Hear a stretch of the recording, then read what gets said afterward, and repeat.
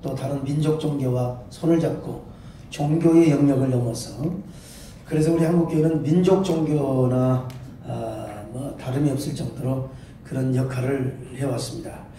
그런데 이제 그리고 아까 우리 총리님 말씀하신 대로 우리 한국교회는 산업화, 민주화, 그리고 또 뭐라고 할까요? 근대화를 이루는데 정신적 발전소 역할을 하고 또 진원지 역할을 했다고 봅니다. 지금은 한국교회가 비난을 받는 부분도 있어서 참 죄송하게 생각합니다. 그럼에도 불구하고 이 사회에 한국교회가 해야 할 역할이 분명히 있고, 특별히 남북 평화에 우리 유엔 사무총장님은 세계 평화를 다 이렇게 관장하시고 핸들링 하셨던 분이시기 때문에, 또 우리 사무총장님께서는 종교의 어떤 권력은 없지만 정신적인 지도력 역할을 중요하게 생각하십니다. 또 다 뭐 주변이 다 기독교인이고요, 형제 모두가. 우리 한국교회 역할 좀 한번 말씀해 주시죠, 사무총장님. 제가 제일 자격 없는 사람이 그런 말씀을 객관적으로 하게 되는 것 같고요. 지금 우선 그 전에 김황식 총리님 말씀에 아주 전적으로 공감합니다. 전적으로 공감하고, 제가 언제부턴지 저는 기억이 잘 안 나는데 사람을 색깔을 씌우거든요. 386이다, 지금은 586이다, 좌파다, 좌파 정부다, 보수 꼴통이다, 전부 다 이렇게 렛대를 붙이는 겁니다. 그런데 사실은 제가 한 5, 6년 전에 장관하고 뭐 그럴 때만 해도, 장차관하고 그럴 때만 해도 그런 얘기가 별로 없었어요. 좌파다, 우파다, 그 다음에 그러니까 누가 정치인들이 아주 좌파 정부다 뭐 이런 얘기 잘 안 했거든요. 노무현 정부에 있었을 땐 기껏 해봤자 386이라는 얘기 나오고, 그런데 요즘 아주 노골적으로 분열시키는 저기가 생겼습니다. 상당히 위험한 일이고요. 누구나 생각하는 건 좀 다를 수가 있고 이념이 다를 수가 있는데, 그런 거를 얼굴에 붙이게 하고 명찰을 다뤄주는 이런 거는 전 없어야 된다. 어떻게 정치인들이 저기는 저 사람은 좌파다, 저 사람은 우파다 이렇게 얘기를 합니까? 다 한국 시민인데. 지금 말씀대로 꼬락선이라고 그러니까 말씀하시는 게 다 웃으셨는데, 참 희망이 없다. 그럼 그거는 누가 해야 되느냐? 사실 정치적으로 풀어야 된다는 것에 대해서 동감합니다. 제가 10년간 유엔 사무총장하면서 가끔 이런 얘기를 많이 했습니다. 아주 참 골치도 아프고 아무리 해도 말을 안 듣고요. 그 다음에 이 정치 지도자들이라는 사람들이 좀 문제가 전 세계 어딜 가도 다 문제가 많은 사람들이다. 하여튼 집념을 가지고 열정을 가지고서 정권을 잡겠다고 해서 왔는데, 나중에 잡고 보면은 이상한 사람들이 되게 막 많습니다. 그래서 제가 이런 얘기 했습니다. 세계에 많은 분쟁이 있는데 이 분쟁의 원인을 보니까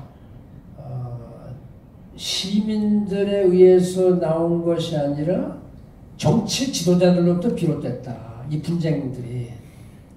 지금 보시면 그럴 겁니다. 모든 분쟁들이 대개는 정치 지도자들의 아집, 남을 배려하는 마음이 없는 아주 열정만 가지고, 잘못된 열정만 가지고 나가기 때문에 문제가 해결이 안 되고 계속 이렇게 가는 겁니다. 지금 1930년대 이래 보기 드물게 걱정스럽게 인디비주얼리즘, 고립주의, 이런 것이 막 퍼져나갑니다.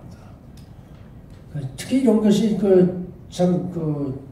인류 공통의 가치를 표방하고 해왔다는 유럽 같은 데서 일어나고, 미국 일부에서도 지금 일어나고, 지도층 같은 데서 일어나고 있고, 아주 걱정스럽죠. 그래서 제가 나름대로 어떤 역할을 해야 될까. 교회, 아까 제가 말씀드렸는데요.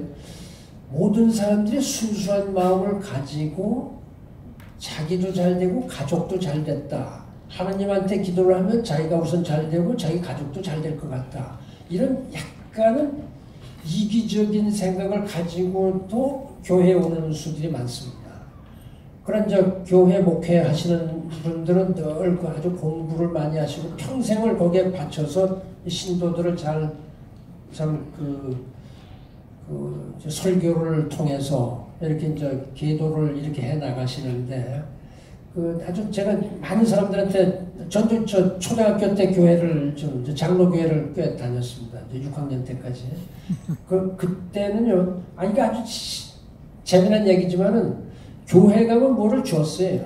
그때 원조품들을 전부 다 교회를 통해서 돌렸거든요. 여기 경험 계신 분 많겠지만은 하여튼 드로프스 하나라도 교회를 가면 끝난 다음에 전부 다 학생들한테 하나씩 주고 연필도 주고. 그러니까 이제 동사무소를 통해서 주든지 아니면 교회를 통해서 주는 것이 아마 미국 사람들이 제일 빠르다 이렇게 생각했던 것 같아요. 그 교회가 그때 아주 잘 됐죠. 많이들 가고. 그 다음에 그때로부터 아마 우리 기독교가 많이 번성하는 거 아닌가. 지금은 교회 역할이 막 그때도 뭐 제가 약간 우스갯스럽게 말씀을 드리는 거고요. 교회 역할이 어느 때도 중요하고 제가 종교 지도자들을 자꾸 만나고 그러는 것이 그래서 세계적인 종교 지도자들 안 만난 사람이 없이 다 만났습니다. 교황의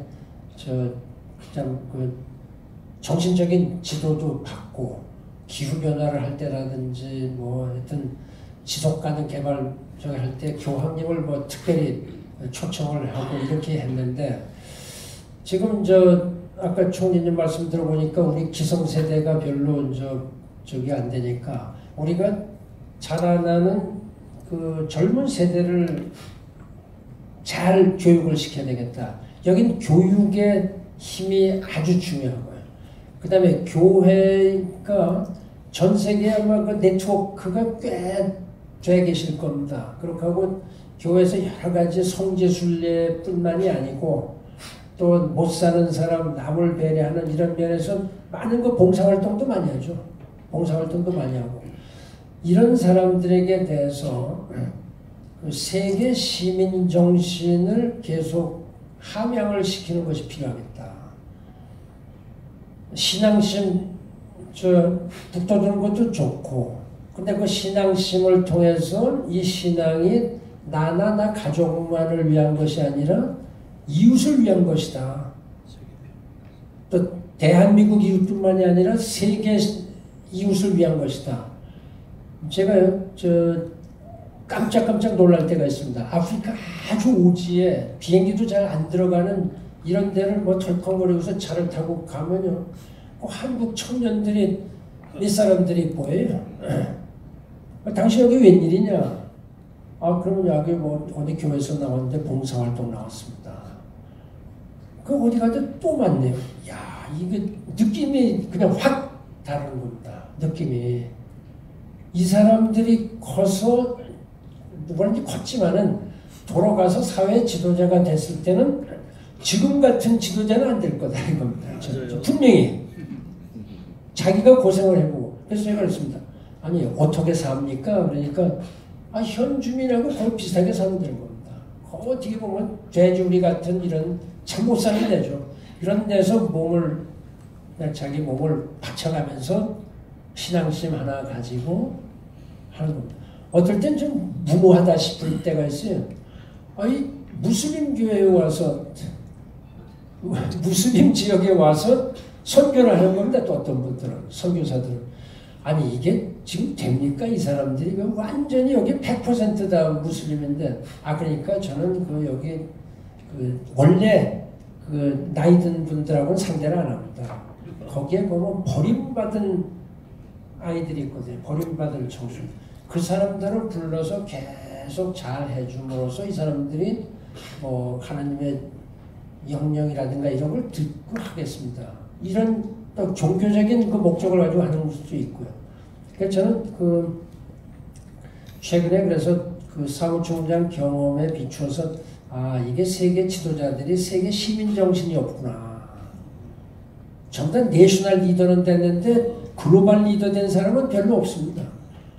솔직히 말해서 지금 글로벌 리더 하면 누굽니까? 대개는 미국의 대통령이나 유럽의 대통령들. 근데 유럽의 지도자들 중에 글로벌 리더가 별로 안 보이거든요.